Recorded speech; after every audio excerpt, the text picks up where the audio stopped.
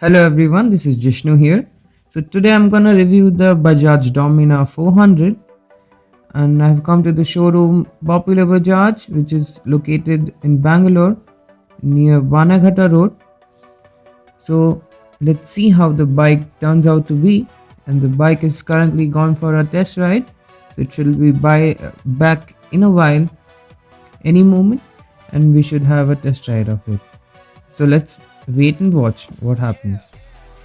So guys, I should be showing a 0 to 60 timing of the Bajaj Domina here.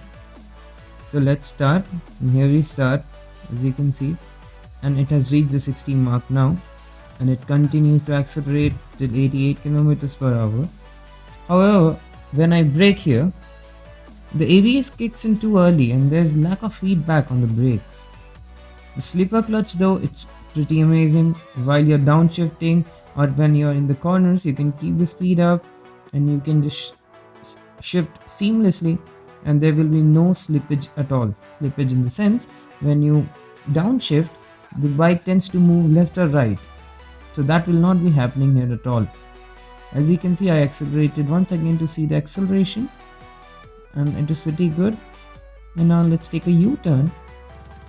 But the thing here is the U-turn, the turning radius is too large. It takes a lot of space to turn, and I shall be showing you how the bike performs overall. The brake bite is not that great. It's okayish, not really good. It doesn't provide you good feedback here. The mid-range is really promising. No problems whatsoever. It is not a street fighter motorcycle. It is not a street fighter in the sense you cannot flick it like the Duke or say even NS200, the RTR 200. You cannot do that with this motorcycle. You will have to have space. This is like the Mahindra Mojo. If you have ridden one, you should be knowing what I'm talking about here. And when you brake, the disc brake actually makes some kind of a noise, which is tad irritating at times. I have noticed this on the Yamaha FZ as well, but not sure why it makes the noise. Generally, the uh, motorcycles with bi-brake discs make this noise. And the top end is limited to 9,500. That's not really good. It is not a street. It is not track focused motorcycle. It is a street. Uh, it is not even a street motorcycle. It is a cruiser. It is a cruiser motorcycle which you can take for long rides. However, the fuel tank is only of 13 liters, which will not really let you go that far. You will have to refill, and I'm assuming the range will not be that high on this, because it will give you an average of 20 to 25 kilometers per liter, as this is a 400cc motorcycle. If anything above that, it's amazing for this motorcycle, but I do not think at all it will give you more than that. So let's see how the motorcycle fares in the in-gear acceleration. So again, taking the U-turn, it takes quite a lot of space to turn, as you can see. I shall show you the in-gear acceleration of the motorcycle. So let's start. Here's the first gear. I shift to second, and I shift to third. It starts knocking, but the power starts coming after 2000 rpm. I go to fourth. It starts really knocking very badly, but then I wait for the power to arrive, and I twist the throttle and it starts pulling. So the torque band is really good, above 2000, and the main power band of the motorcycle is from 4000 to 8000 rpm. Over revving the motorcycle will only lead to noises, and it will not be able to pull. As you can see, the mid-range is quite solid and it pulls really well. There's good torque after 2000 rpm, and the gear ratio is mostly done for the city. It's not quite long, not short. It's adequately spaced. You can do good speeds on the highway. As you would have seen, few people already went to 167 on the Odo, but the company claims it will max out at 148 kilometers per hour, not more than that. The gear ratios are short, not long at all. The tires are very decent. Comes with MRF C1 tires, Rev C1 tires.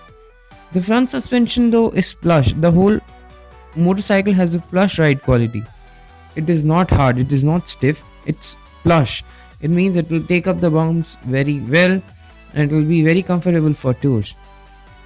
However, when you want to corner, it might get a little soft at times, but I don't think it should be a problem because this motorcycle you can hardly corner.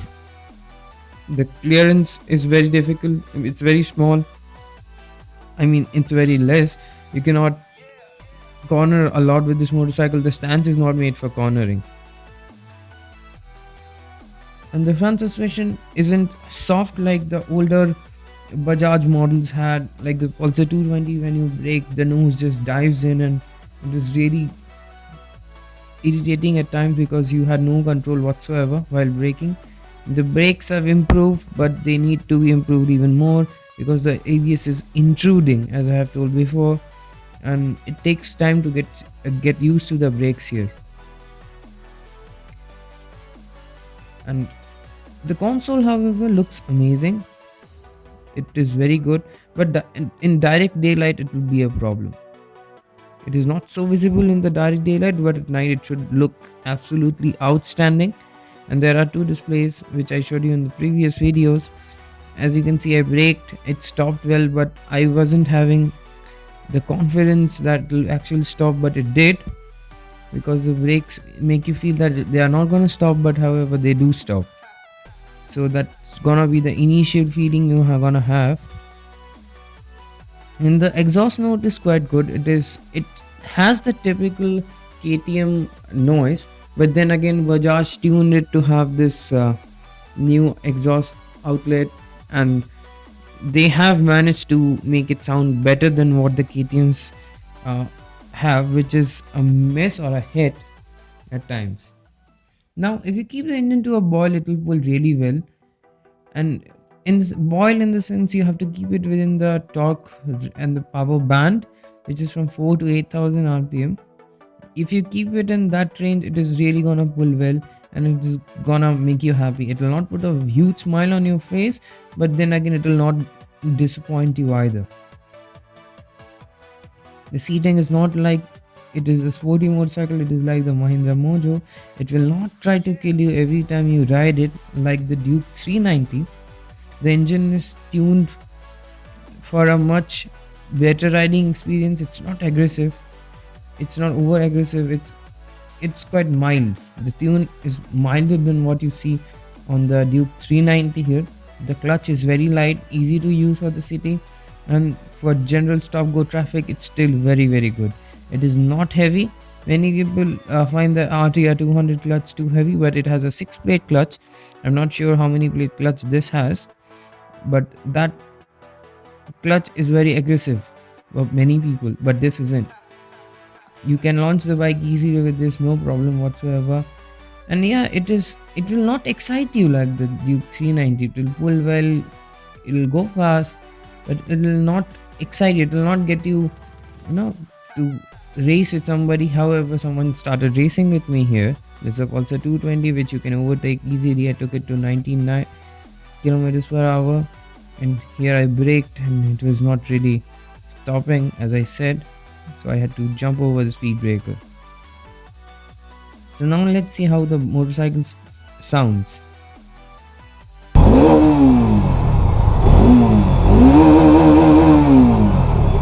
We are finally from the test ride of the Bajaj Domina 400. Absolutely cracking motorcycle, 1,36,000 where it starts from, and there is no other motorcycle at this range, at this price point, which offers 373cc. The tail lamps in action, as I have showed you before as well, and this is a totally value for money product. So this was the review of the Bajaj Domina 400. Do not forget to subscribe and like the video, and also please do share.